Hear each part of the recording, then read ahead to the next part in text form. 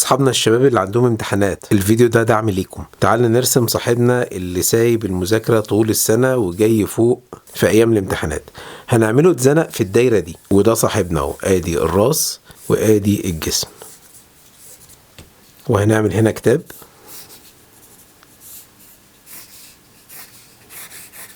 هندخنه شوية ونعمل هنا كتاب.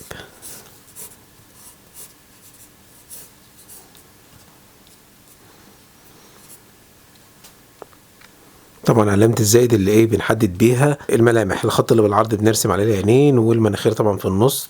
المناخير مش بتتأثر بتعبير الوش اللي انت محتاج ان انت ترسمه، لكن العين بتتأثر جدا. فهنعمل ايه؟ الراجل ده مزنوق كده، يعني رافع عين، رافع حاجب ومنزل حاجب، وبيبص كده يمين وشمال، او بيبص ايه في المكان اللي هو متحوط فيه ده، وعامل بقه كده يعني منزله لتحت. او ممكن والله نغير البق، نخليه مثلا مبتسم بخجل كده، عارف اللي هو بيعض على اسنانه كده. فهنوضح كل ده واحنا بنرسم بالقلم الاسود.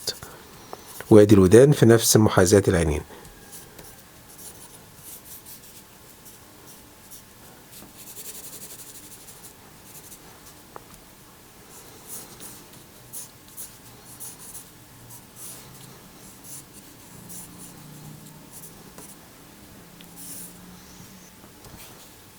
ممكن نخلي الكتب برضو ليها ايه، لها عين وتبص له بحزم كده، اللي هو بقى انت ايه هتضيع وقت تاني. تعالى نزود مثلا شوية ورق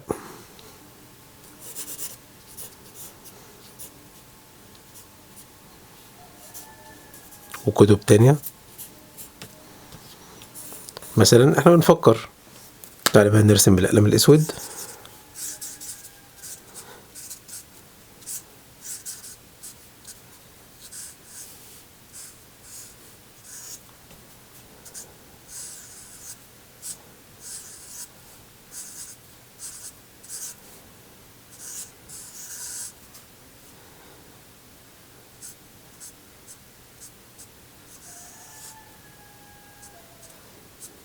عارف انت الضحكة اللي هي خجولة دي، لما ايه حد يتقفش في حاجة كده او خلاص بيتزنق فمش عارف يعمل ايه. انا بمشي على الرسم اللي انا رسمته بس في الاول.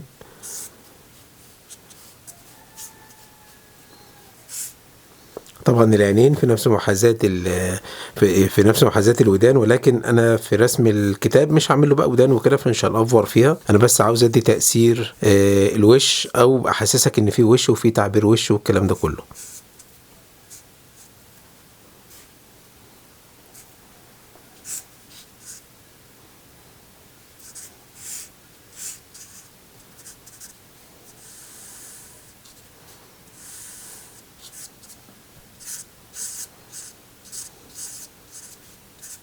كده يا معلم، مفيش قدامك غير انك تذاكر وانك تلتزم بالشغل اللي انت المفروض تشتغله. طيب، هل المذاكرة كلها الوقت المصدر بتاعها بيبقى كتاب بس، كتاب ورقي بس؟ لا، احنا دايما بنرمز للثقافة، للكتاب، للمذاكرة، لكده بكتب الورقية، او كتر الكتب ان هي يعني مذاكرة كتير وحاجات كده. ممكن والله نزود اباجورة كده اللي هي بتاعت المذاكرة دي.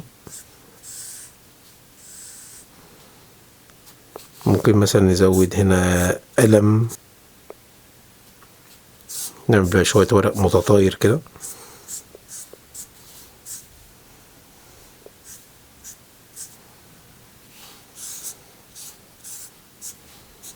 مكتوب فيه. دي لمبة.